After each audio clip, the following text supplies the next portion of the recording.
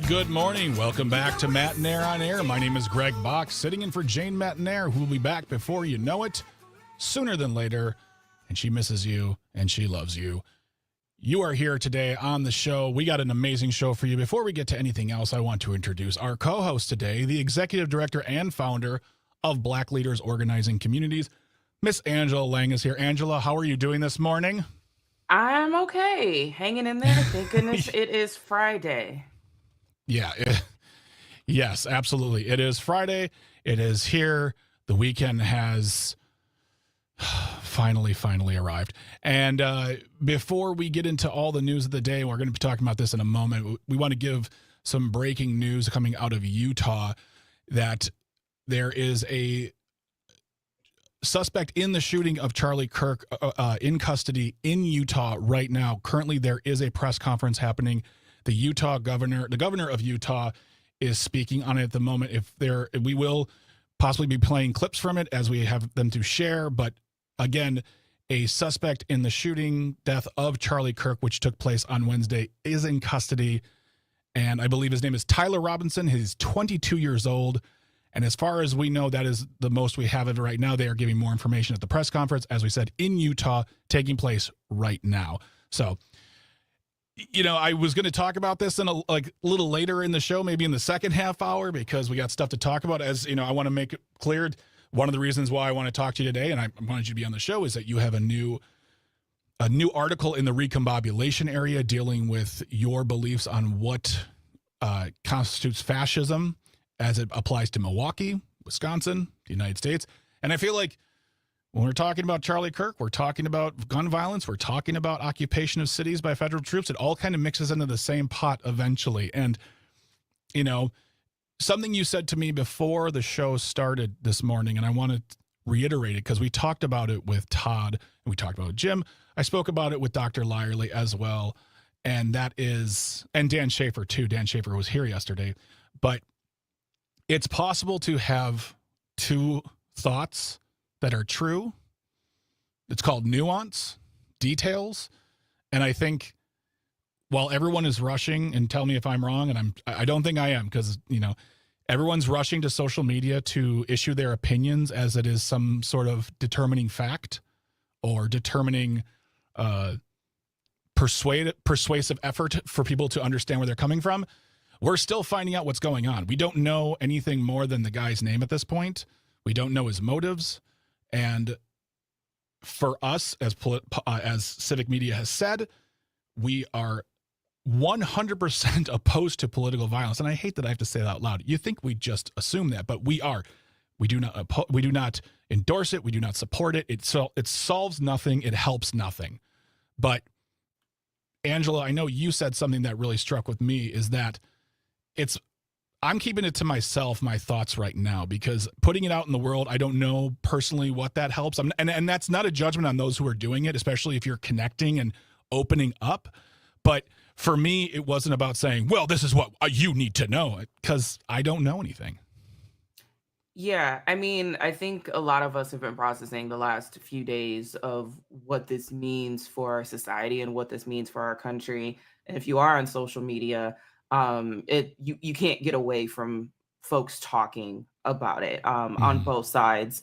I kind of made the mistake of just scrolling through Twitter, and that I always said that Twitter is the Wild West anyways, and that is very much true in this situation as well. I think that we can hold multiple truths. We can say that political violence does not have a place in this country and in this world. And I'd be lying if I said I didn't think about my own self as someone that is outspoken, that very outspoken. We just did a whole action against the Milwaukee Police Association on Friday at City Hall, calling out the National Guard, right? So I'd be lying if I, didn't have a little worry and concern about myself and other activists. But also at the same time, I think we've seen this concept of, don't speak ill of the dead. And I think it's important to have a full understanding of his views and his beliefs and his quotes, even if people hadn't known who he was before. I think that, there's a way to say, what happened is wrong and that does not have a place in this country. Mhm. You've had everyone from Barack Obama to George Bush saying that.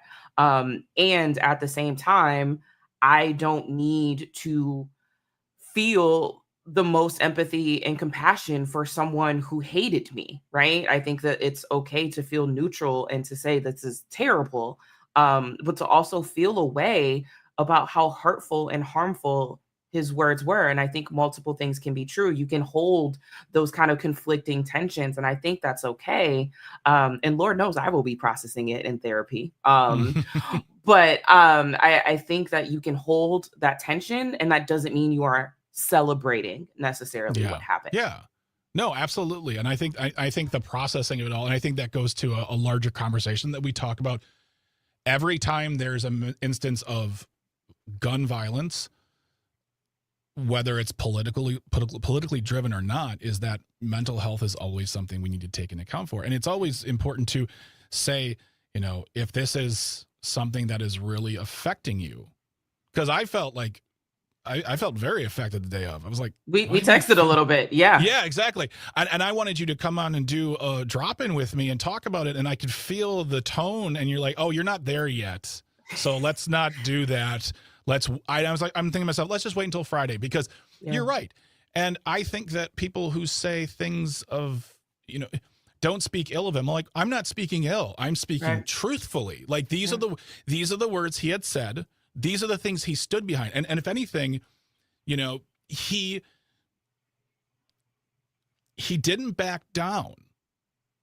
Good, bad, or indifferent, he didn't back down. But those words still exist in the annals of history. They are still things he has said, pointed at people such as yourself, such as me in certain instances, because the values that I held as a person, especially, I'm sure, as a white male in America, did not jive with what he thought I should be doing. Hmm. But it doesn't mean that we have to, one, not process, especially if you're at a place where, like you said, you're feeling neutral. You're not crying for him. You are feeling it inside for yourself for what you're going through. And also, we cannot, and it is already starting to happen, we cannot whitewash his legacy as far as his influence in the political sphere, as the blogosphere, podcasting, everything. I mean, the Packers had a moment of silence for him last night. Hmm. I not personally, I won't lie, not a fan of that. I don't. Me neither. And because we're not doing moments of silence for so many other people out there. Exactly. It's like, I know people won't believe me when I say this, but if we only did moments of silence for those I agreed with, and we didn't do one for Charlie Kirk, or if it was another elected official, I wouldn't like that. That's not fair. Yeah. That's not a balance. But we're not doing moments of silence for all these other individuals, regardless of their party. All of a sudden for him, it just really just irked me. I mean, there was a school shooting in Colorado Yeah, exactly. that is getting Yes. buried that no one is talking about. I also think a detail that folks aren't talking about is that this happened on a college campus. Mm-hmm. This is another university shooting, right? Whether the students that were there to listen to him speak or were just walking to class or going to their dorm, like, they were now also a part of a school shooting, and like that is not being talked about because school shootings tend to be normalized. Yeah. And I'll say too, that was the topic of conversation. Yeah. Which I don't know what to fully make of that. Yeah. Like, this man who stood his ground for the Second Amendment, and we can pull the quotes, and I don't want to get into them here, died by gun violence while answering a question about school shootings while a school shooting happened. Like, I can't fully wrap my brain around this is where we are. And I think we knew that this is where we are, but this was the case. When you say it out loud, it's like, why are we not doing anything? And we've had this conversation. Well, and that's the thing is I talked to Todd about this, and we spoke to Jim Santel specifically. We discussed the ideas of how gun regulations can exist. It's like two things happening at the same time. They can exist without threatening the Second Amendment. We've seen, and this is not an idea we just poof out of our brains. It has real precedent and evidence behind that shows that, one, gun legislation can exist because it has in the past, and two, the violence goes down in places where there's more restrictions and more regulations. Again, I'm not talking about getting rid of every single gun. I've never said that. I will never say that. No. But when we talk about this topic, it is to walk away from it without discussing the inherent American connective tissue of it all is irresponsible, I think. And maybe not having it exactly this moment, because they're still doing a press conference about the shooter. Like, there's things to work out before we get to that, but we can't walk away from that. And I want to read for you just the headline, right? Because it just came through. And I think this is a very, very important collection of words that specifically speaks about our attitude towards kind of everything when it comes to these matters. This is the New York Times today. Sean Hubler, Edgar Sandoval, Audra Diaz Birch have the byline.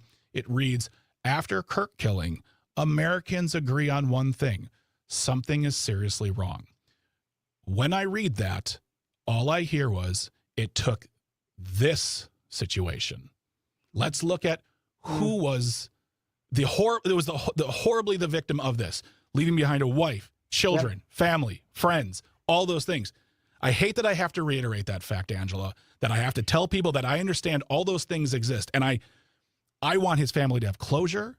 I want his family to be able to grieve. I kind of want us to leave them alone because they deserve the privacy. But I understand that there's a tragedy here. But I think it's very simple. The subtext of that statement, after Kirk killing, Americans agree something is wrong. Great. You've all come to the party. And we're going to keep this party going. Listen, that segue going on the other side. We're going to keep talking about this. And Carmela, I see you on the line. I'm going to take your call. And then after we come back from getting some snacks and some water, Angela, I want you to talk about your direct feelings after hearing that headline, because I know you have them. Oh, yeah. Oh, and by the way, sorry, this is going to be a hard turn to the right. It is Free Ticket Friday today. We're giving away Brewers tickets. And we're going to be giving you the keyword. I should have done up top. We had the breaking news, but get your Civic Media app ready, because we're going to be giving you the keyword for Free Ticket Friday for a chance to win club level Brewers tickets to see them play the Los Angeles Angels. By the way, the Anaheim Angels. I got that wrong yesterday. So more information on the other side of the break. Get that app ready, because we're going to get you that keyword.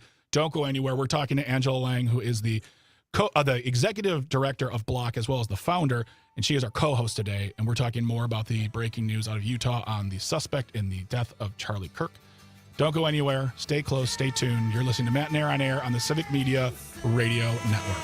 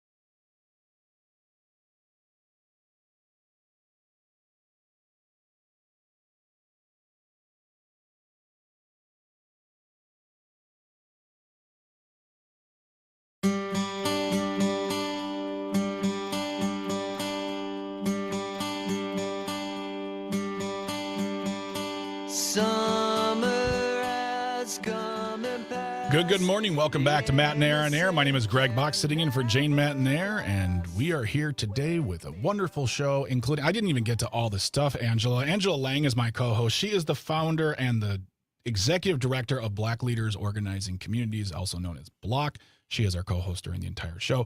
We have a wonderful show. By the way, at 10:06, we have Bennett Goldstein, and if I'm saying the last name wrong, I apologize. Bennett Goldstein from the Wisconsin Watch talking about a great story out of Juneau County and how they're dealing with federal cuts affecting their food share program, something we've talked a lot about. So Bennett's going to be here at 10:06. We're going to have Paul Noonan talking sports. I guess the Packers, and no one wants to talk about the Brewers now because apparently they suck because they lost some games, but they don't suck. They're amazing. He'll be here talking about sports because he's our sports guru. And then at 10:52, we have This Shouldn't Be a Thing, how we end the show every single week. And I won't lie, I completely forgot to get an edition title. And I will come up with something before the show's end. And I promise you that because I'm here for all of you, every single one of you. I also want you to get that Civic Media app right now because it's time. Yes. It's time to get that keyword. And I think we have some keyword revealing music ready, Calvin. Get your Civic Media app out right now. Choose your station, WAUK, and get ready to text the following word. The word is family. Family. Family is the word you want to text in to be entered into into the contest to win a 4-pack of club level tickets to see the Brewers take on the Anaheim Angels on September the 18th, if I'm not mistaken. I just want to make sure because I got it wrong the other day. All right. September the 18th is the day of the game. Text that word in Family. That's a hard word to spell off the cuff. Family. I was wrong, completely wrong. Family, family. Text it on the Civic Media app. You can only participate on the Civic Media app, and if you don't have the app, get it right now. It's absolutely free, customizable, great. You can listen to us all over the place, all over the world, actually. And that way you can always be in touch with what we're doing. And when we have these contests in the future, which a new one's coming down the way soon, I'll have more information as we have it. You can enter to win. So yeah, and you'll have more chances throughout the day. One with Tom Hartman, one with Todd Alba, one with Maggie Dawn, and one with Pete Schwaba. So you have so many chances to enter to win a 4-pack of tickets to see the Brewers take on the Angels on the 18th of September. The word again is family. Family. When you spell family, it just sounds like family. You're like, yeah. When you spell family, like that doesn't feel right at all. No, I hear you. The more you keep saying it, I'm one of those people. I have to write out stuff. Like it could be the most basic thing. I'm like I have to write it out. Yeah. And before we went and got ourselves some snacks and got hydrated, because folks stay hydrated, we were talking about the breaking news out of Utah. There has been alleged accused of someone who is suspected of shooting and killing Charlie Kirk this past week on Wednesday in Utah. They are in custody. All I know right now, they're currently having a press conference and they are talking about it. We know that he's 22. His name is Tyler Robinson, and that apparently a family member saw the picture and turned him in. So that's all we know right now. As we know more, we will report it, but keep it locked here for Civic Media for more information. And before we did go and grab a snack, I read the headline of a New York Times article. And I do want to get your thoughts on this, Angela, in a moment, but I want to take Carmela first because she's been waiting so patiently. Carmela on the phone line, thank you so much for calling in. What do you say, my friend? Well, happy Friday, Angela and Greg. I'm just trying to stay in my happy place. Yeah. But when Angela brought up about the moment of silence at the Packer game, that just triggered me because immediately President Trump what do they call it? Flag at half mast for Charlie Kirk. And that upset me because there was a senator in Minnesota last week or House Speaker. Nothing said about that. No flags, half mast. And I realized he was a political activist. He actually wasn't a politician. But then my thought went to all the children that have been shot horrifically. Yeah. And where's the outrage for that? And it's just like, how are we going to get out of this? I'm just so distraught by this situation. And then everybody on the right denigrating the people on the left, and especially our president. Before they even have a suspect, he's saying, the evil left and whatever wording you use. And it's like that messaging is just constant. And I'm just so afraid for our country because I believe it is coming to a civil war. I mean, the way it is going. January 6th, I think, was just the tip of the iceberg. And they're prodding this on and on and on. And it's coming from the top down. And it just makes me so distraught about it and our future. So. Thank you, Carmela, for Thank calling you. in. We always appreciate you sharing your thoughts with us. Yeah, there's a lot to unpack and process, and one of the things we were talking about earlier was social media. But before we can get to that in a moment, and we will, Angela, we're going to get to your article and talking about kind of another piece of this whole puzzle, the messaging, as Carmela was putting it, the messaging of it all, of this consistent vitriolic accusations, horrible language. And look, I understand that people on the left are saying things that I do not agree with at all either. Digital footprints are real. I think people are forgetting that. Absolutely. Yes. Put that in your group chats or something. There's some content right there. Digital footprints real. But I read that headline, Angela, and just give me really quick, because we've got about a minute. No, we've got about a minute. Your gut reaction when you hear that. After Kirk killing, Americans agree on one thing: something is seriously wrong. Yep, took notes during the break. One, people have been murdered for their beliefs for a while. And a lot of times it has not been white men. It has been men of color or other folks that people deem radical or leftist. No one batted an eye.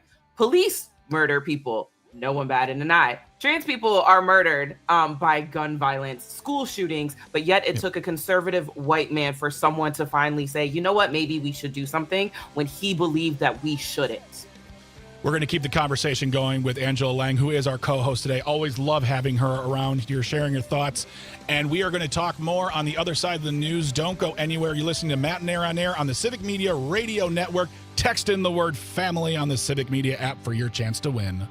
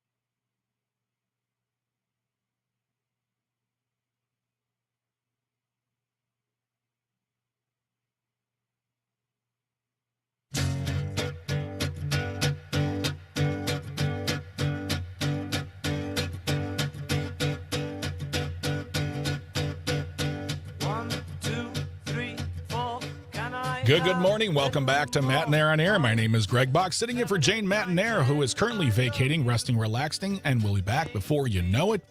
While you're here, I want to introduce you to my co-host. It's Angela Lang. She is not only the founder of, but also the co-director of Black Leaders Organizing Communities here in Milwaukee. Bach is how you can find them, and you can find out everything they're doing. And we're going to talk in a moment a little bit about something they did, as you said, Angela, on the spur of the moment, too. Little action at City Hall. So if you want to be part of the conversation, you can always call or text 855-752-4842,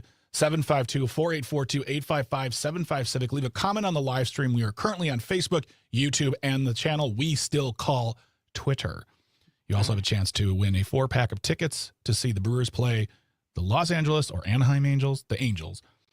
It's the club level tickets. All you have to do is get out your Civic Media app. If you don't have it, download it now. Text in the word family, F-A-M-I-L-Y. Family is the word until the end of this show, and then there'll be more opportunities throughout. We'll talk more about that in a little bit.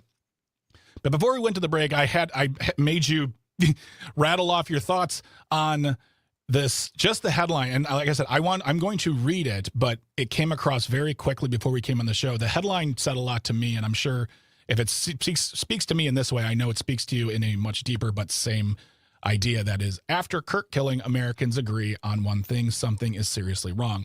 I want to know who they were talking to, because obviously they've been asleep for a long time. And Tony on the live stream says, I think America agreed something was wrong before Kirk. High approvals for red flag laws, waiting periods, etc. This has been a thing for a while. It's a minority opinion to oppose common sense gun reform. I don't think the NRA has changed their stance. I don't think lobbyists have changed what they're lobbying for. DVO hasn't changed his stance. Speaking of DVO, he is really letting loose on Twitter in a way that is a little not tacky. I'll just say that. Our friend, Dr. Kristen Lyerly, for real, she is a doctor, is put out there. She's like, I'm legitimately worried about him right now, because it is taking that, what we were talking about before, that right-wing messaging of attack to a different level. Yeah. Tony goes on to say, which is why the only path forward is voting them and their stance. Is voting them and their stances that they don't reflect voters out. Exactly. And that's the thing I wanted to say to Carmela. I know it's easy. I don't say this next thing lightly. While we still do, and I will not go down the rabbit hole of conspiracy theories at this moment. There's no evidence to show at this. The moment it does, I recognize and I'm fine. I'm on board. I'm not going to sit here and tiptoe through the tulips like everything is fine. But right now we still have a voice. And that voice is raised at the ballot box. That's how we do political discourse. That's how we make change. And that's why you need to go to myvote.wi.gov. Find out who your leaders are. Put in your information. It will give you your representatives from the president down to the dog catcher if you still vote for them. And you can call, you can write them, you can visit them. Always be respectful, especially if you're calling. You're not talking to the rep. You're talking to an intern or an aide or somebody who's getting paid way less than they are. And tell them your thoughts. They don't know unless you tell them. And then, if they're not the people you want in office, myvote.wi.gov will have the information you need to see who is on your ballot, what is on your ballot. And you can, as Tony says, vote the people who don't represent you out of office. That's how we still raise our voices, and we raise them as a community and tell them to stop and be leaders finally. I also want to flag, since we had the My Vote website up. Hold on. Let me look. There it is again. Conveniently, next week on September 16th is National Voter Registration Day. And so this is a time that you can double check your voter registration status. If you happen to move or you changed your name or what have you, you will need to re-register. And so what a better time than to do it on National Voter Registration Day on September 16th. And guess what? If you're already registered, why don't you just maybe make a social media post or text 5 of your friends if social media isn't your thing and say, hey, I'm registered. Check your voter registration status at myvote.wi.gov, because today is National Voter Registration Day on September 16th. See, I'm always in organizer mode. Boom. I'm always in producer mode. I'm like, yeah, seamless transitions, baby. Tony earlier even said with our outro in the first segment, he goes, seamless transition. That's why you guys are pros. That's right, myvote.wi.gov. And we'll talk more about that next week as well. Mhm. And, if we had 7 hours, we could get into all the nuances of this. We could talk about Ooh. everything that's going on. It would be very robust and non-FCC compliant edition that we'd have to put on the internet immediately. But I want because I wanted to open the show with this, and it's the fact that, yes, you're an organizer. That's what you do. That's your stock in trade. And I'm good at it. you're very good, because you organized an action, a protest at City Hall this past week, and I want you to tell me more about that and how if you feel it connects to the article you wrote for the Recombobulation Area. Because when we're talking about police, we're talking about policing, we're talking about federal troops, we're talking about, in my opinion, occupations of cities. As far as I know, Cavalier Johnson has yet to write a letter to the president saying, please help, although the president of the Milwaukee's police union is, as far as I remember, thinking about it. But tell me more about the action that took place last week at City Hall, Angela. Yeah. So one, we had found out earlier in the week that the Milwaukee Police Association, MPA, was going to have a protest at City Hall because they were upset about the contract negotiations with the city, aka the mayor's office. So they were going to have a protest at City Hall, and we were keeping an eye on it. Not going to lie, some of us joked around and said, I wonder if we should just drive by it just to see how many people are there, just to check it out, right? Mm-hmm. And then it was, I believe that Wednesday afternoon is when the MPA president made that threat of potentially calling or asking President Trump to bring in the National Guard to Milwaukee. That was the tipping point. It was about 4:00. A bunch of organizers all got on a phone and in various group chats. And, we immediately talked through, what does something look like? And we ultimately said, you know what, we think we should counter protest their protest. And I think what also was an added detail that I think is getting buried, but we want to highlight, is they started in Red Arrow Park, which has been nicknamed Dontre Hamilton Park, because in 2014, for those that don't know, Dontre Hamilton was an unhoused Black man struggling with mental health, but was sleeping at a park bench in Red Arrow Park in the middle of the day across the street from City Hall. And things escalated, and he was shot and murdered by the Milwaukee police. So to have the police union start the little rally at that park felt like a slap in the face and incredibly disrespectful. So we decided we were going to go and lay flowers at the memorial bench where there's a plaque honoring Dontre Hamilton. And they were gathering at 9:30. We gathered at 9. Some of them walked up very confused, like, these aren't our people.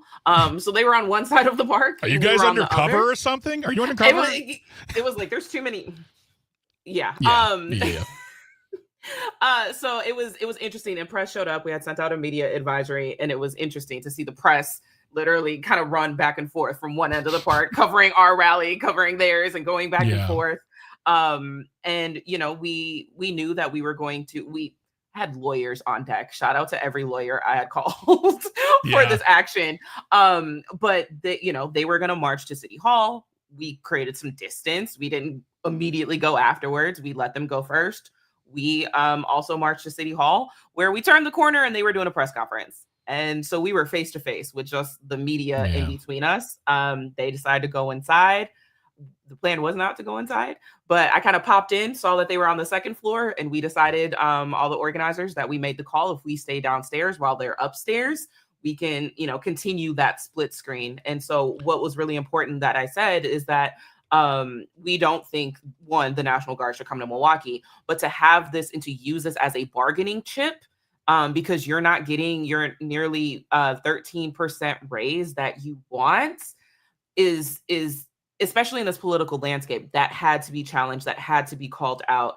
And so we wanted to force the media and force this kind of split screen story in this juxtaposition that they want a 13% raise, but then also at the same time, they say they're not doing their job because they want to bring in the National Guard to help them. So we wanted just to highlight that. And it was a very powerful event.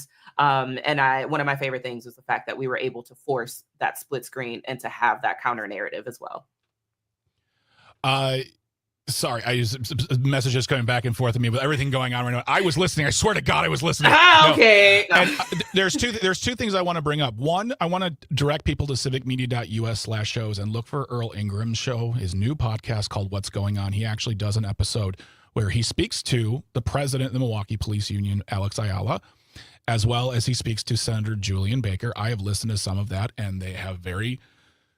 I would say State Senator Bradley, I heard that, has very interesting, very loud takes on the matter, because Earl was asking very valid questions, because his came more from, why is this not being, you don't have a contract. Why are you protesting? Why aren't you doing this through the necessary processes of union negotiation? So go to civicmedia.us, listen to that, and you can hear that. But also, and I just, call it wanting to paint more of a picture when we speak about Mr. Hamilton and his untimely and tragic death by gun violence, by the way. Yeah. But we Didn't don't see talk about police killing Black folks at the hands of guns. We don't consider that gun violence. And I think that that is also interesting. Yeah. And I think the other thing too is, what I will never forget when it comes to that story about him is that the phrase that was used to describe how he was murdered was emptied an entire clip into him. Yep. Last time I checked, there are plenty of things on their belt that can incapacitate a person while keeping them alive. And usually, if you're going to choose a bullet, one will do, but whatever. I did not know they started at Red Arrow Park. I think that's incredibly disrespectful. I think that was deliberate, or absolutely. You know what? Honestly, if it was deliberate, that would be angering. If it was ignorance, I'd be like, oh man, that's just offensive. But the point is, I think what you are show right here, there in this story, is that political violence, as we've been saying for days now, does nothing. You didn't organize a group of people to attack anyone. You didn't organize people to create harm on anyone. You organized people of the community to come together, raise their voices, and tell leaders and people of influence in their community, hey, this is how we feel too, and you have a right to do it, and that's how it gets done as the organizer that you are, Angela Lang, because you're amazing. I mean, it's something, I cut my teeth in organizing as a student at UWM in the Walker era, right? Like that is... You should be able to retire if you wanted to right now. I organized during the Obama election. That was like walking into a store and they're like, here's a free $500 jacket. So, yeah. But let's keep the conversation going. We're going to grab some snacks and some water. I want to hear more about this because the organizing portion of it is so important, and it's the way we get things done. Angela Lang is my co-host from Black Leaders Organizing Communities. We are going to keep talking throughout the show about this. I want to hear from you. Call or text 855-752-4842, 855-75-CIVIC. Ollie from the Northwoods, I saw your call. If you want to call back, you can. And text FAMILY, FAMILY, on the Civic Media app to possibly win some Brewers tickets. Don't go anywhere. Stay tuned. Stay close. You're listening to Matenaer On Air on the Civic Media Radio Network.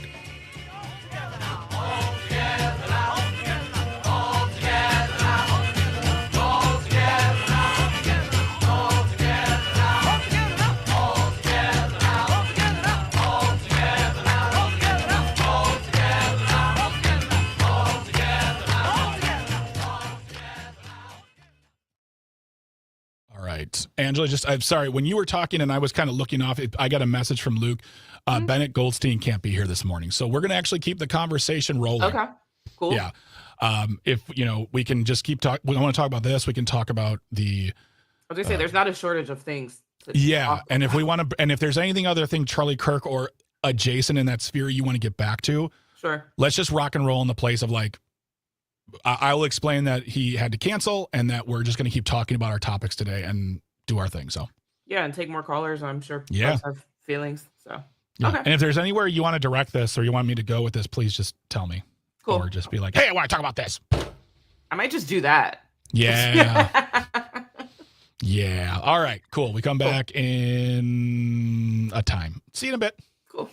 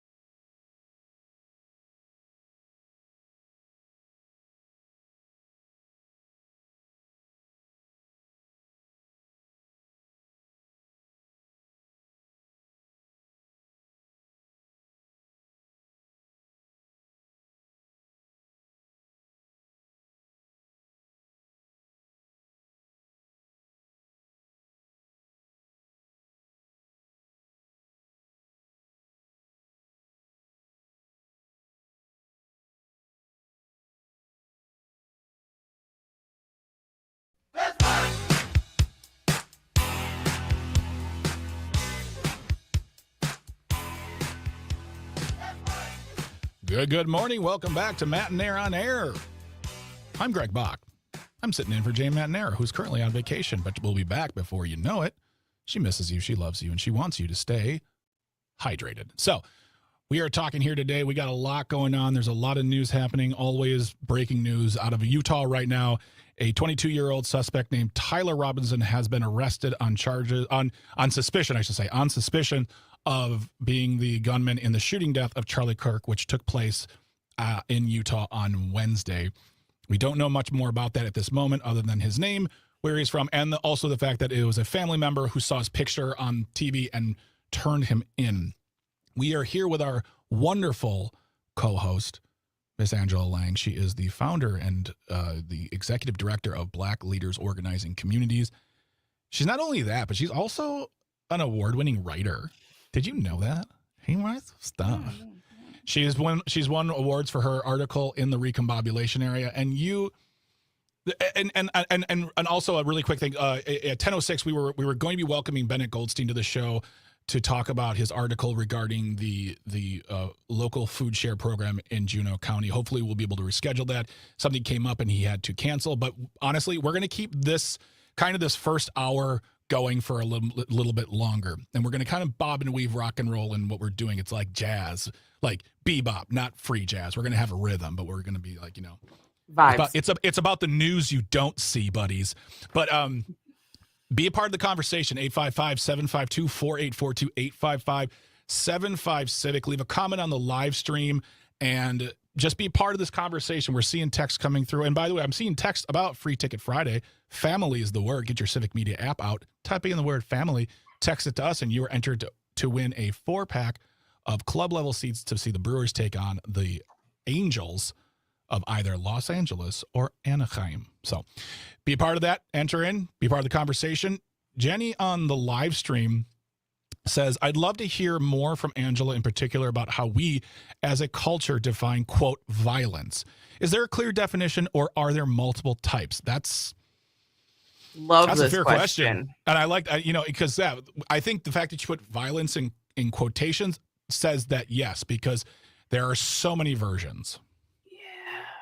But you talk now. I'm done talking. Some would argue that Charlie Kirk's words were violent. Some would argue that like harmful rhetoric that we've seen that led to the actual physical violence on January 6th can also be hurtful and harmful. And I think there's policies that can be violent. I think a lot of times, especially when I first started, building my analysis as like an organizer, right? I think a lot of us default and thought violence was only a physical aspect, not emotional violence or financial violence. If there's any domestic violence happening, often those other forms of violence happen as well. And I don't think that there's a universal understanding of what violence is, because when you have marginalized communities say that the Trump administration's rhetoric is violent towards them, people don't understand that. People don't think it's violent because they're not in the crosshairs. They're not in the line of fire, so to speak, of these policies. And so I think some people's proximity to privilege will alter how people think and view what violence is. And I don't think that there is a universal understanding of that just because of people's lived experiences too. I think that's a really good question. I'm glad that that's brought up because I don't think we talk about the different forms of violence often. And thank you, Jenny, for the question. I think I don't disagree with you because I feel like we are very much in a recent time where we accept more definitions as far as like, 30, 40 years ago, if you would have said violence, it would be automatically connected to a physical action against another person. And within the word, you could have, as you said, domestic violence, all those things. But I feel like now when we talk about it, we must, because it is true, include those other ways and, how they affect us and create traumatic events and how that forms our children into adults and all that stuff. So that's a lot to think about. And thank you for the question, Jenny. Really appreciate that. Before we went and grabbed some water, we were talking about the fact that Angela, as Tony put it, is great at organizing and recombobulating. Thank you. You put together a very quick event to protest the police. With others, yeah. Yes. Yes. All right, fine. You work with people? Well, whatever. But you did that, but also you wrote an article for the recombobulation area, and it is a very precise title. Weaponizing the National Guard is fascism. And I won't lie, Angela, for myself, and we're going to, we're coming up on the, before we go to the news, and we're going to open it up wider for this article because I want you to go into this and how it affects Milwaukee by way of Chicago, DC, LA, and a president who thinks that he is, as one judge in Judge Breyer put it in Los Angeles, America's police chief. But I want you to get into that because I won't lie, I was absolutely of the belief, it's like, well, we're not at fascism yet. I'm not saying we can never be, but I felt like we were at an American version of it, a fast food version, if you will, Sure. as compared to other countries and what their authoritarian regimes look like and how they treat the people. But the invasion, the occupation of cities by a president who feels they can just do this is something that we all have to reckon with now, especially as Milwaukee's name is being bandied within that conversation. So we're going to talk more with Angela about this article for the recombobulation area. You want to find it, go to the recombobulation area, subscribe to find the article. And yeah, we're going to keep this conversation going as we always do on the Civic Media Radio Network. Text in the word family on the Civic Media app to be entered into win some tickets to see the Brewers on the 18th of September. And yeah, we're going to have a great time. Go grab a snack, grab some water, listen to the news. Come on back. You're listening to Matenaer On Air. Stay tuned. Stay close, my friends.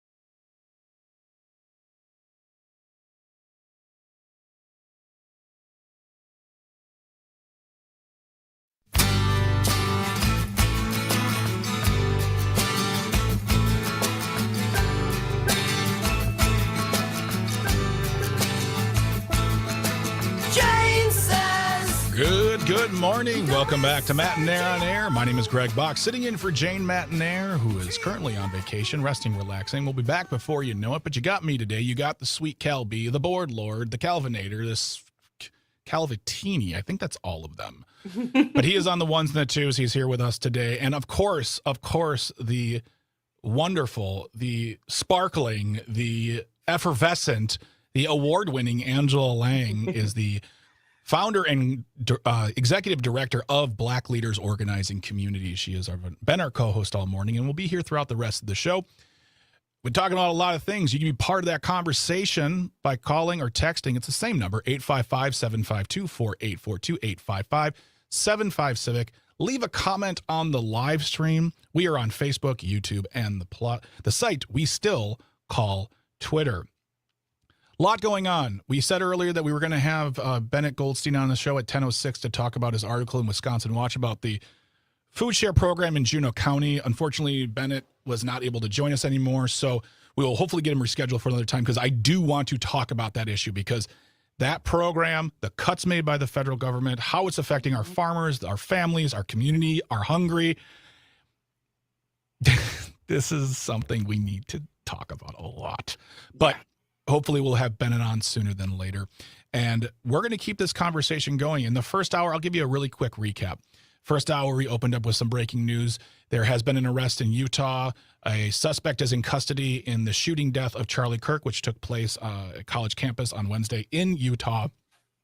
Right now, all we know is his age, 22 years old. He is a white male, Tyler Robinson. He was turned in by a family friend or family member who saw him on television, and currently, cable news is spending that into 3 hours of content, but good on them. But that is what we know right now, and we'll give you more as we find out. Stick here with civicmedia.us/news, where we're going to be reporting things as they come in. And we were talking to Angela about a flurry of things, our thoughts on the whole situation with Charlie Kirk, how it is possible to hold two thoughts that are both true and fair.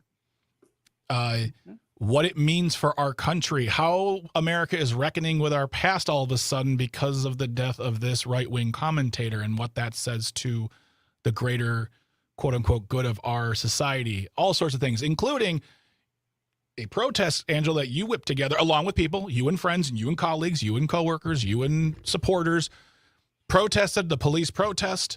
If you want to listen to all that, I'm not going to give you a total recap. Go to civicmedia.us/shows. Find Matenaer On Air. Yeah, find Matenaer On Air. You can download the first hour of this episode today right now and put it right on your device and listen to everything we've talked about. But I'm going to keep the conversation kind of where we're at from the first hour and the second hour. And we were talking, before we went to the news break, we talked about the article that you wrote for the Recombobulation Area that was put out on the 9th of September entitled "Weaponizing the National Guard is Fascism." And I'm going to stop there and let you talk. Go ahead. Yeah, so a little bit of like my writing process is I am not the most creative when it comes to like headlines and titles and stuff like that. So I always kind of work generally with Dan and try to come up with something. But I put this as a placeholder, weaponizing the National Guard is fascism, just like as a placeholder, didn't really think anything of it. But it's also like, that's what it is. Like let's cut to the point. And it's not lost on me to understand what is happening currently in DC, what has happened in LA, and then now Chicago. And I'd always been concerned, just given our proximity to Chicago, just a short little train ride, up the street, right, to come to Milwaukee. And to have the police association almost sees this as an opportunity, as leverage for their contract negotiation, to me is only another piece of the puzzle in fascism, right? And I'm not going to say I'm like our good friend Matt Rothschild, that's like an expert on fascism, right? I haven't written books or anything, but I took a couple college courses. And one of the main tenets of fascism is using the military on its own residents and its own citizens. And so to have already law enforcement that don't really have a good relationship with the community saying we're going to further militarize your community. So not only do you have local law enforcement to be anxious about, but they're also calling in the military. And I think it's interesting to say that they wanted to call in the military, because it's basically saying that they're not doing their job, that they need reinforcements.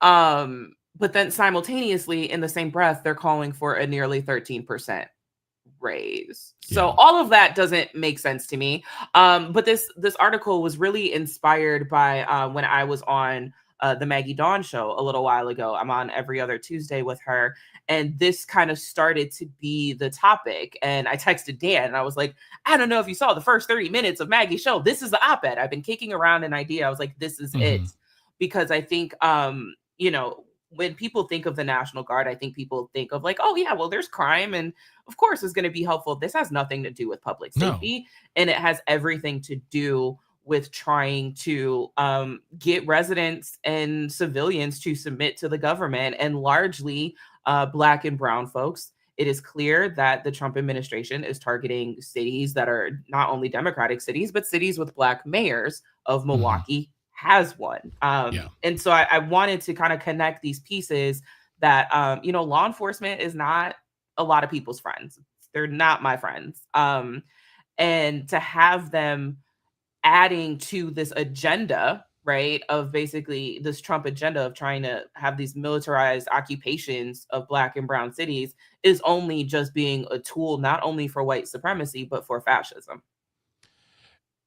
And something that's really kind of, rattled around in my brain listening to all of this discussion, especially when it comes to Milwaukee, because that's where I live closest to, and that's where I actually live almost smack in the middle between Kenosha and Chicago. I mean, between Chicago and Milwaukee. And I remember when you were on 2 weeks ago, we were talking about this. We were talking about this thing because J.D. Vance was in La Crosse. Yep. He was addressing a bunch of people in La Crosse, not people in Milwaukee. And I want to play that clip for you really quick. Calvin, can you play that clip?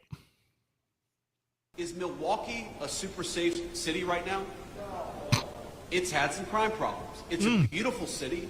There are a lot of beautiful, incredible, hardworking people who live there, but let's be honest, Milwaukee has had some crime problems. So have other parts of our community. Chicago, I know we're not too far from Chicago. Chicago's had a lot of crime problems.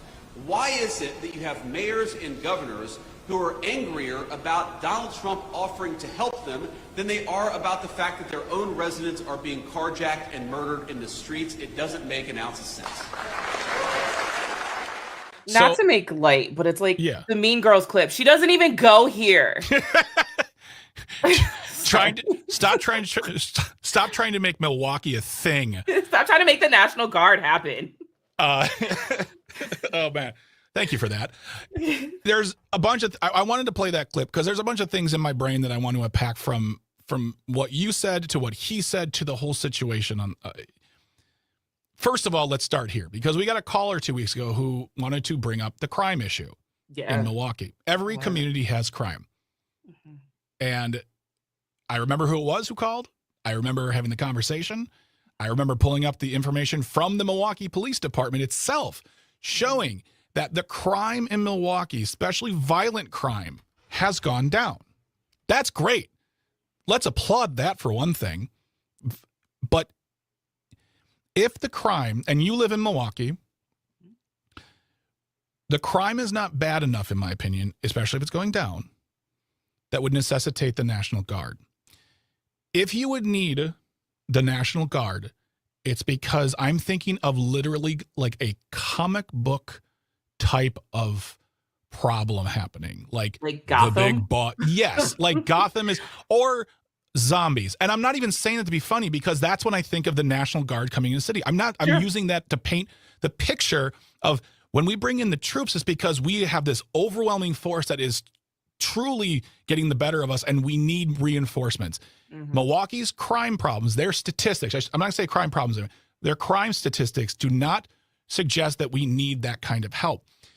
And if you, as whether it's the police chief or the mayor or the president of the police union, who I don't know why we're looking at him for, like, it's the mayor who needs to talk to the president about this and maybe the police chief themselves Or wait, Alex Ayala is the police chief, isn't he? He's the police association president. He's not. Yeah, the that's police okay. chief. That's what I thought. So if there are such problems, that to me says, no, don't call in the National Guard.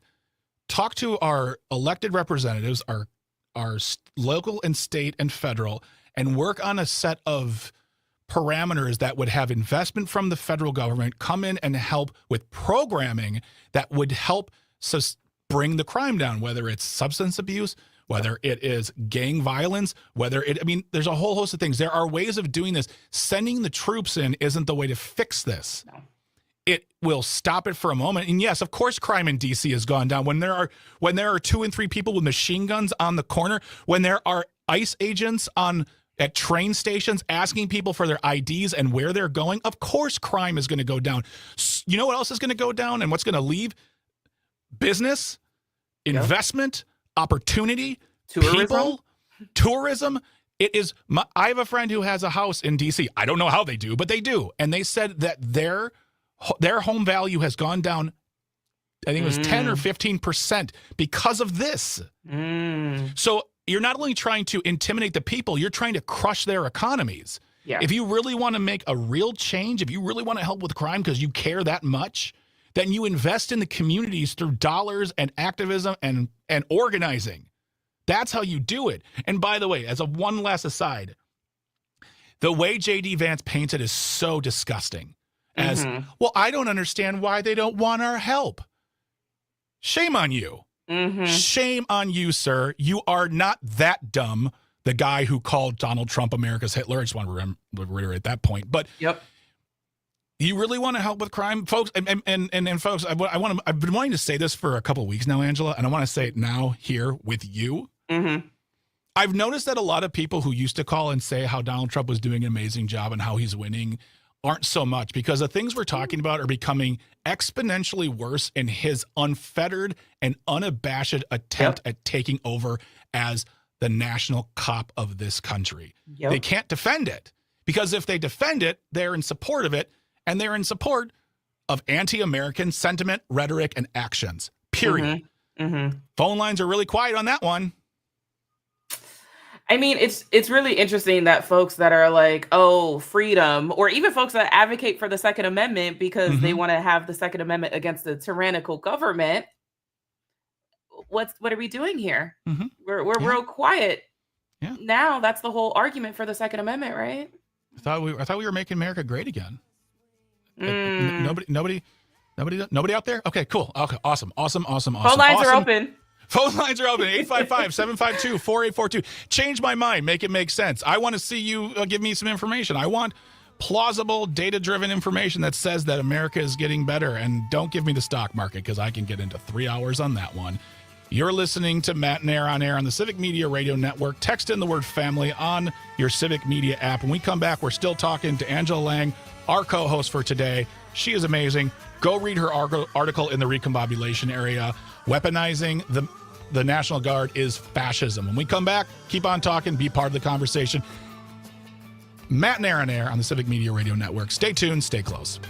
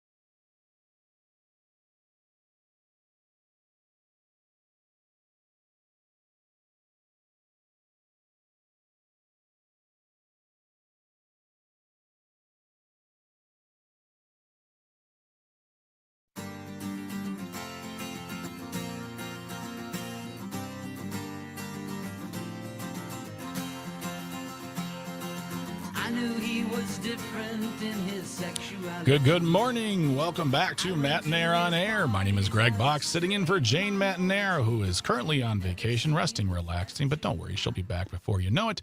And I'm here with you with Sweet Kelby on the boards and Angela Lang, who is our co-host for this morning. She is the founder and the executive director of Black Leaders Organizing Communities. Talking is difficult, all right? It's difficult. You try it sometime.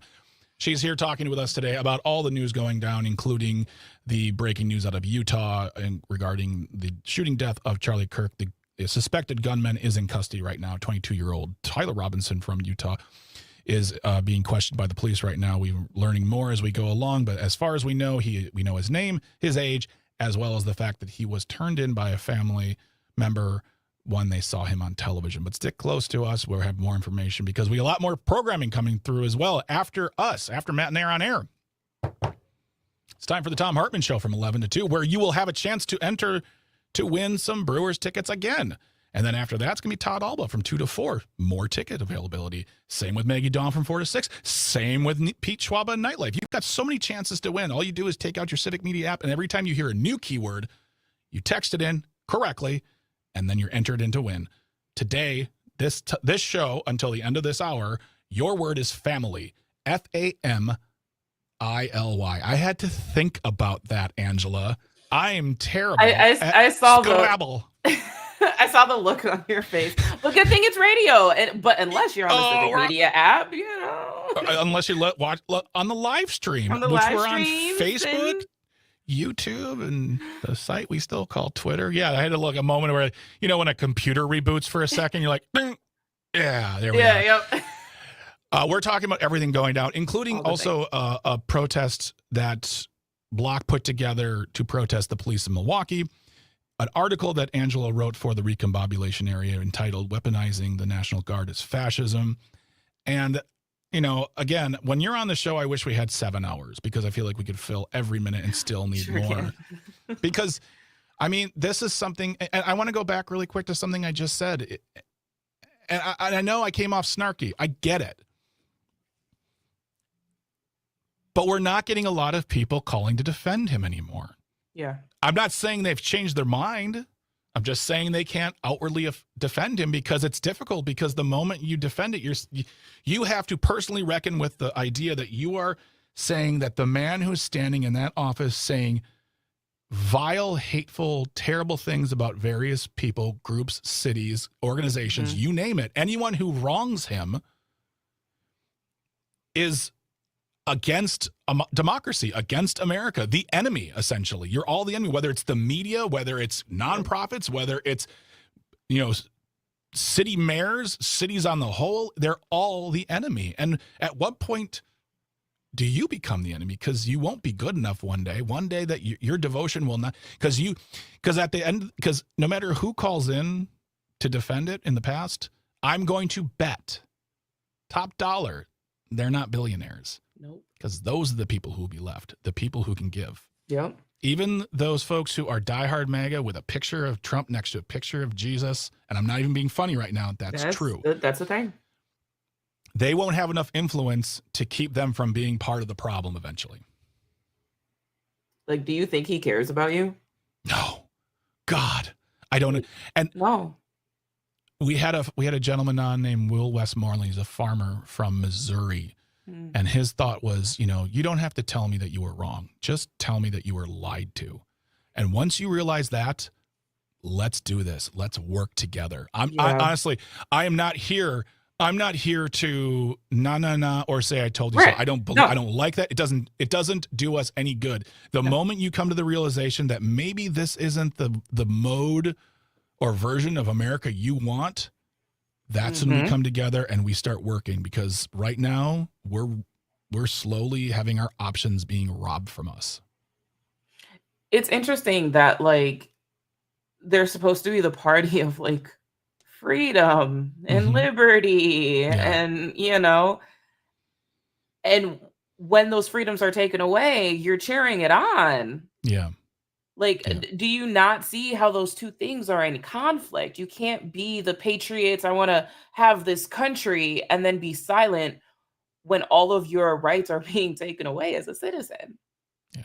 How is And that freedom?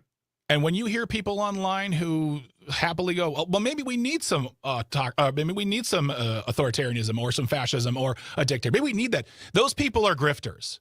Those are the people who want to be called out online so they can say they've lost their job. They can set up a GoFundMe and make their rent for the next 10 years. Don't listen to those people. They're not right. If you truly believe in your country and you truly believe in the motto of what we do here, freedom, liberty, justice for all, which is another conversation because terms and conditions apply. Mm-hmm. But if the same viewpoint you have towards freedom was the same, like, say, 25, 30 years ago, you got to get on board with the fact that this isn't looking right to you. You got to finally admit it. You don't tell me you're wrong. Tell me you were lied to. Yeah. And that's the thing is, like, there was a whole document, Project 2025, and people didn't believe it. And we try to warn people, and they're like, that's so ridiculous. That can't happen. That's not constitutional. That wasn't the point. The Constitution clearly doesn't matter to these folks. And we try to warn them. And I've said this before, is that people were willing to be played than listen to Black and brown folks, specifically Black women, when we try to warn them. And now look at where we are. Yep. We are currently in the FO portion of the story, I feel like. Yep. So, yeah, we're going to keep the conversation going throughout the day with all of our friends about these topics as we are pro-democracy. We're here for the discussion, but we're going to turn the discussion to sports with Paul Noonan. There's a left turn right there. Sports with our sports guru, Paul Noonan. He is a writer for the Acme Packing Company, talking all things Packers, Brewers, and other sports that may be happening. I have no idea. But stay here, stay close. You're listening to Matenaer On Air on the Civic Media Radio Network.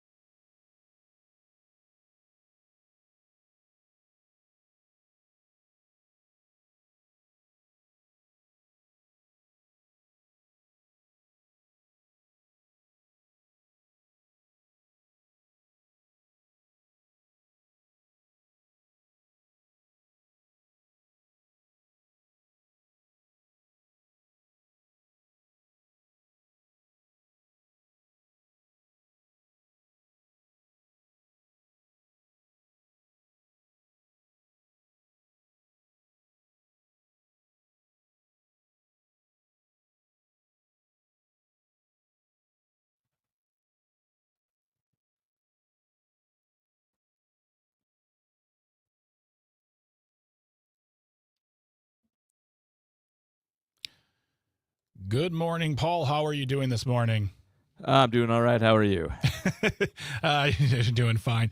All right, we come back in about 2 minutes, and we'll just kick it off with the Packers. See what I did there?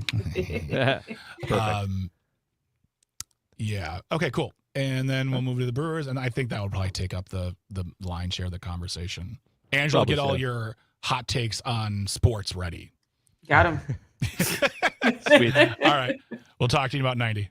Sounds good. See you then. Okay.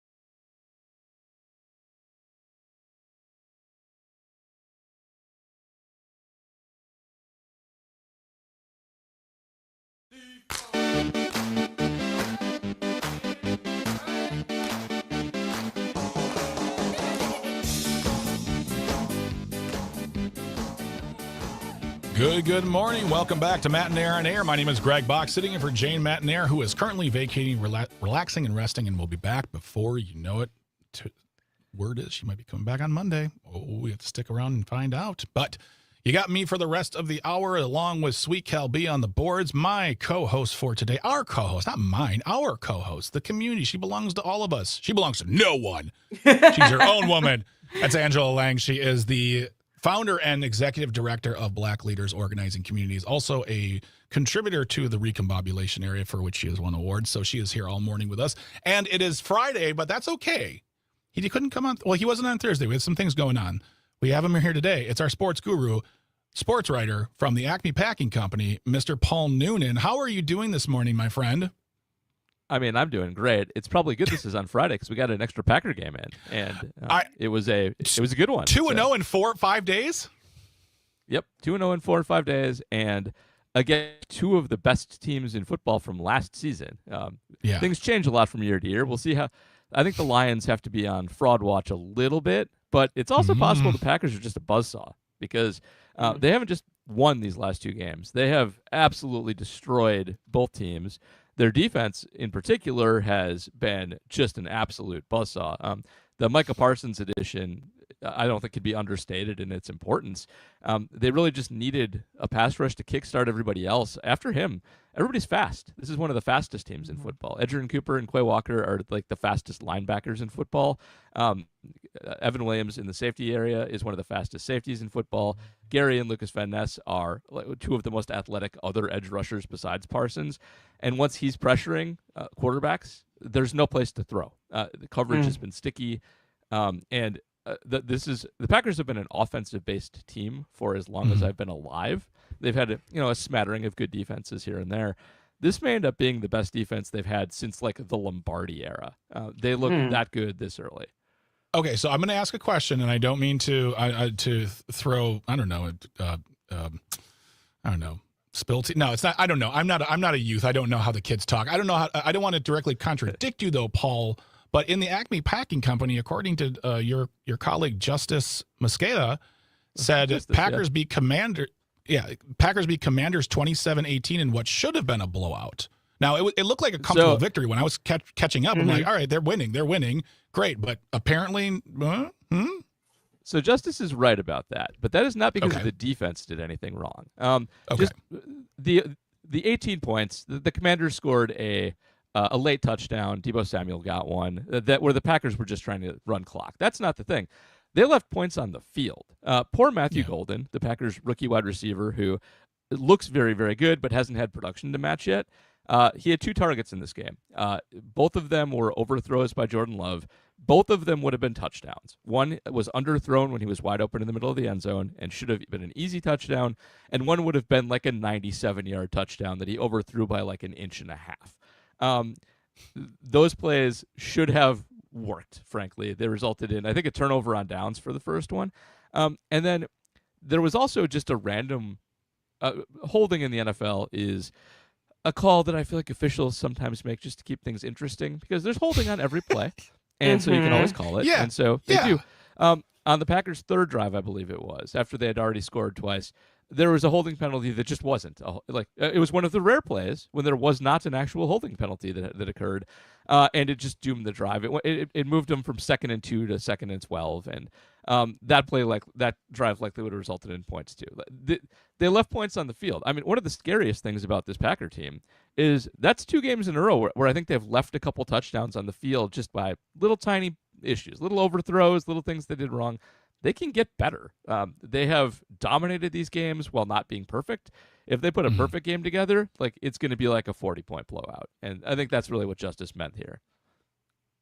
What I think is I understand. I just wanted to start a little tiff. Oh, yeah, totally. I'm a sassy boy. I feel like, that can be equated to like, how long would basketball games be if they called everyone for traveling? Yeah.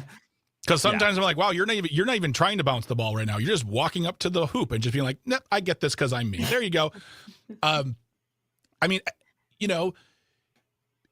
it's fine to be confident right now. I think, this victory last night, the victory on Sunday, both described as comfortable, good wins, and moving forward. Is there anything that they need to be on the lookout for besides, like, of course, potential injury and injuries that, they really need to keep an eye on moving forward? They don't take their eye off of it so they don't lose sight of what's going on.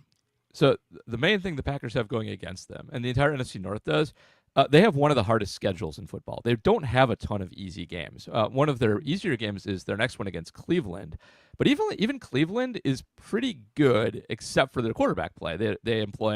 Cleveland famously employs like 5 quarterbacks right now. They drafted Dylan Gabriel and Shadur Sanders in the draft and still have Joe Flacco. And they traded Kenny Pickett.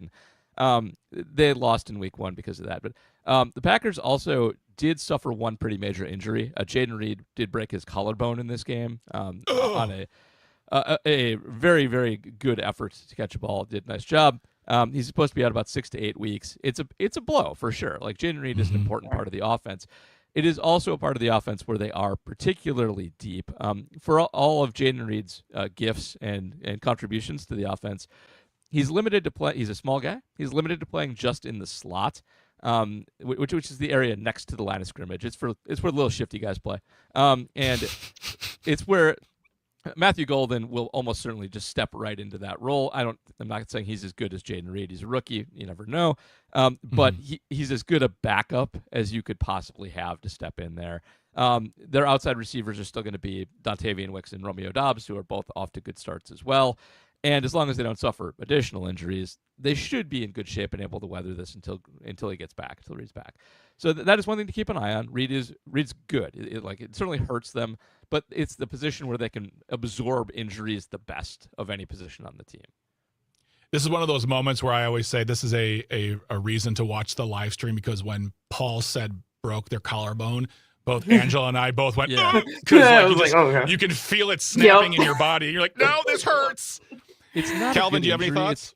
It's also an injury that also repeats itself. When he comes back, it's worth keeping an eye on. Collarbones are one of the bones that do not heal stronger, and they are vulnerable after you break them once. So worth keeping an eye on that too. Calvin, any thoughts you have on what's going on? Well, I guess just more of a question as sort of an aside about the Packers receiving depth. Is there any chance that Christian Watson is going to play this season? So there is probably a chance, but it won't be until very, very late. for those who don't know, Christian Watson at the end of last season suffered a pretty catastrophic knee injury. The Packers did just extend him this last week. He was going to be basically a free agent at the end of the season, and both the Packers and Christian Watson don't really want that. Nobody's going to pay for a receiver with the kind of injury he had until he shows that he can recover from it.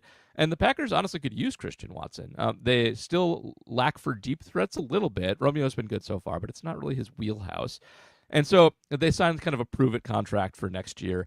The timeline for the level of knee injury he has can be up to a full year, and it's just really monitoring how he progresses.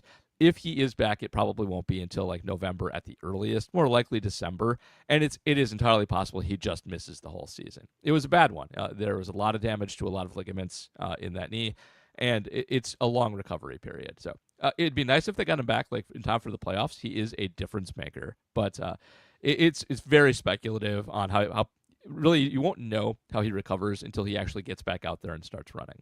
He's done a little bit. He's looked good so far, but there's still a ways to go.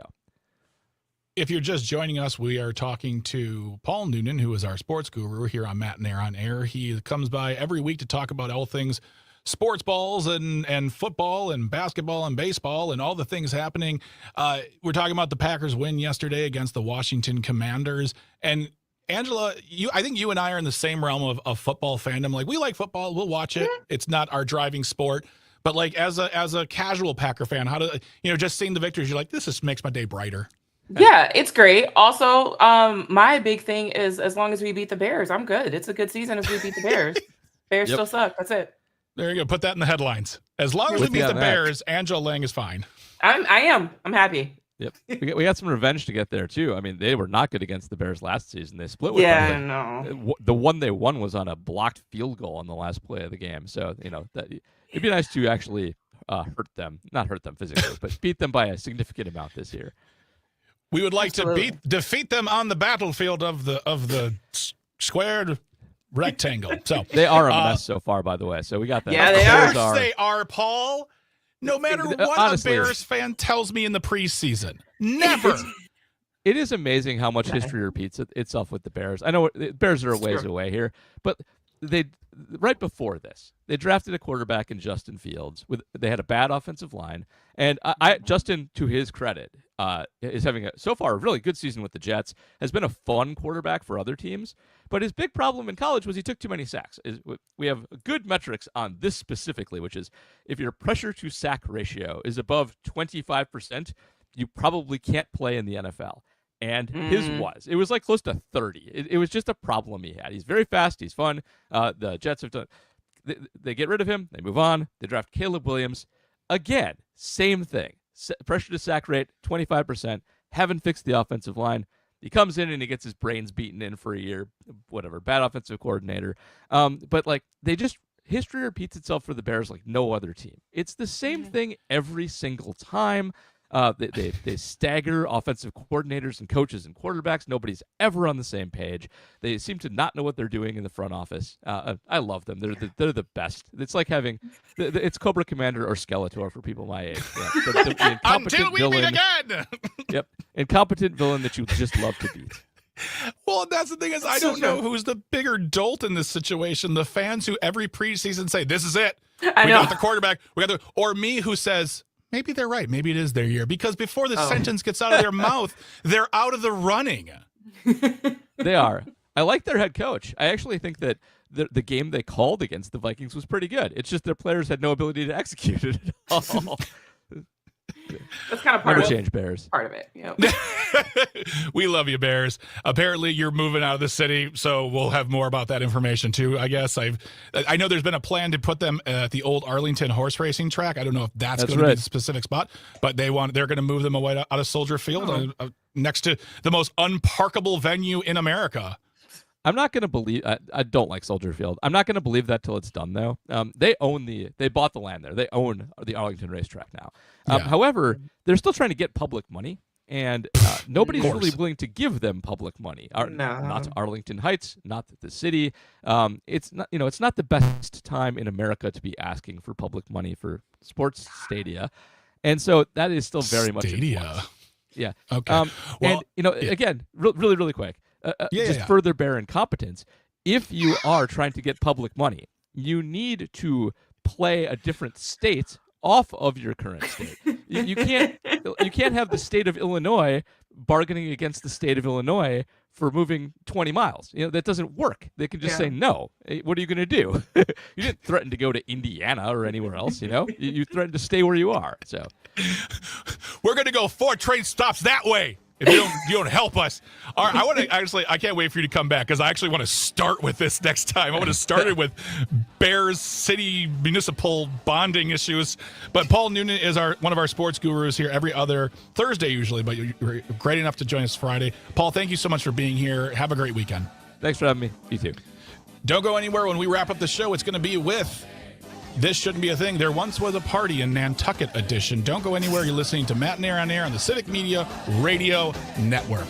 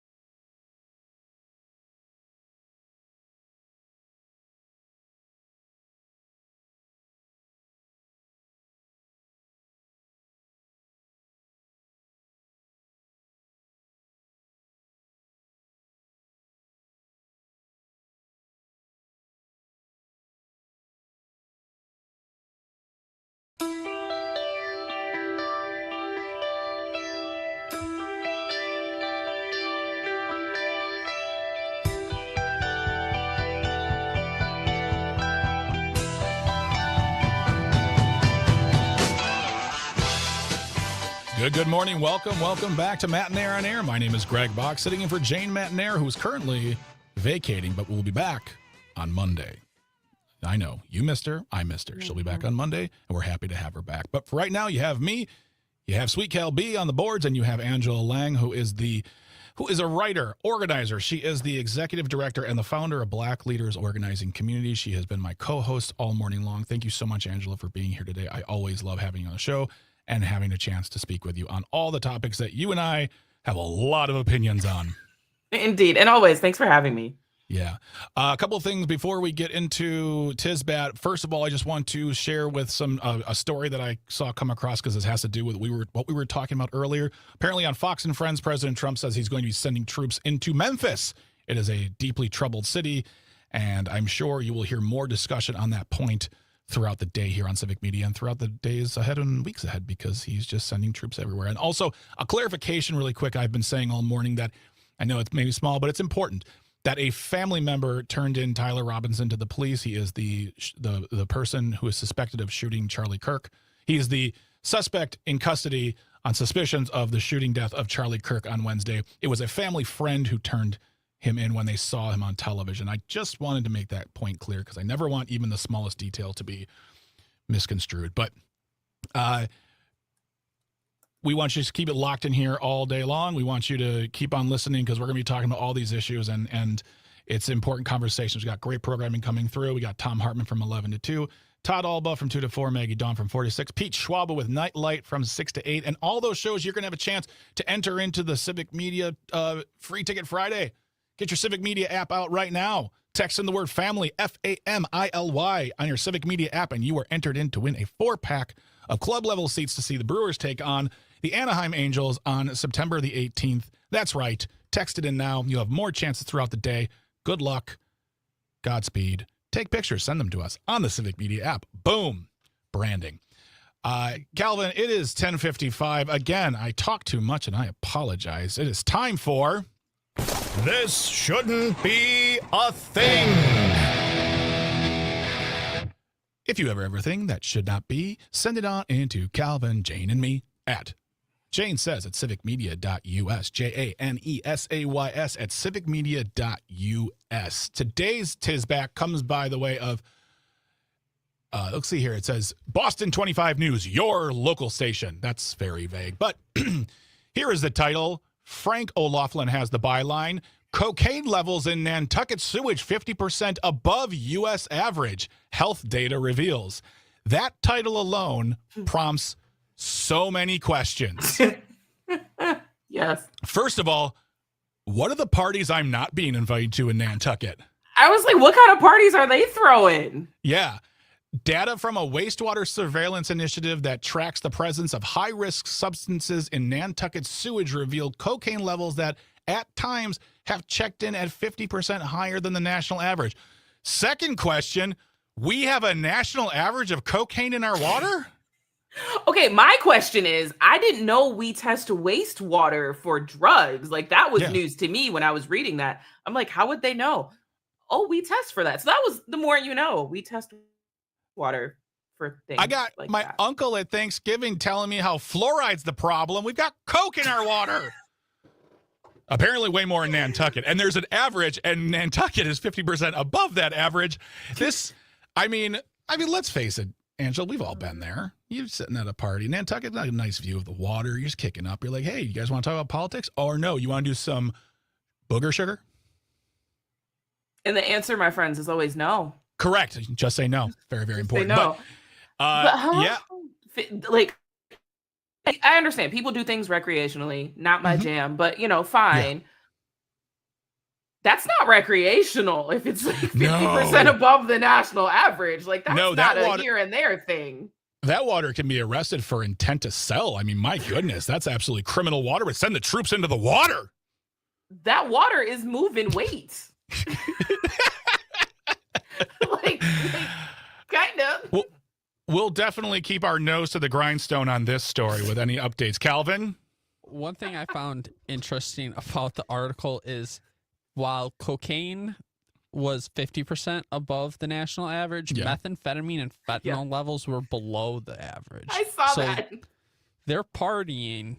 They're just apparently not relaxing much. I don't know. No, they need to paint a deck or write a screenplay or something, because they're Motley Crue partying up in Nantucket. That's what they're doing, let me tell you. So, but we'll keep our eyes on this story as it develops, because you never know. It's important to keep your eye on the news. Thank you, Boston, for that local news update. It's another edition of This Shouldn't Be a Thing. As I said before, Jane will be back on Monday. I'm going to take a moment here to say thank you to everyone. Thank you to Calvin. Thank you to traffic. Thank you to engineering. Without you, this show doesn't happen, doesn't get out on the airwaves. So thank you so much for your help. I want to thank the listeners, the viewers, texters, callers, commentators, whether we agree or disagree. Without you, there's no us. And I appreciate you. I want to thank Angela Lang for being my co-host twice during my time here hosting. I want to thank Dan Schaefer. I want to thank Jim Santel. I want to thank Luke Mathers. I want to thank Dr. Kristen Lyerly. There's a whole host of people, but I want to thank everyone who helped make this possible while I was at the helm, because without you also, I can't do this. And I appreciate everything you bring to the table. Your opinions, your beauty, your light, your smarts, your funnies, and I can't say thank you enough. But we're going to take ourselves a small moment to grab some water. When we come back, it'll be news. And it'll be Tom Hartman. He's taking over from 11 to 2, and there'll be another chance to win some tickets to see the Brewers. Text in the word family on the Civic Media app. You got about 45 seconds left. Until then, I want to say, take care. You are absolutely awesome. Let no one tell you differently. Have a fantastic weekend. Stay safe. Stay amazing. You're listening to Matenaer on the Civic Media, Matenaer On Air on the Civic Media Radio Network. Bye-bye.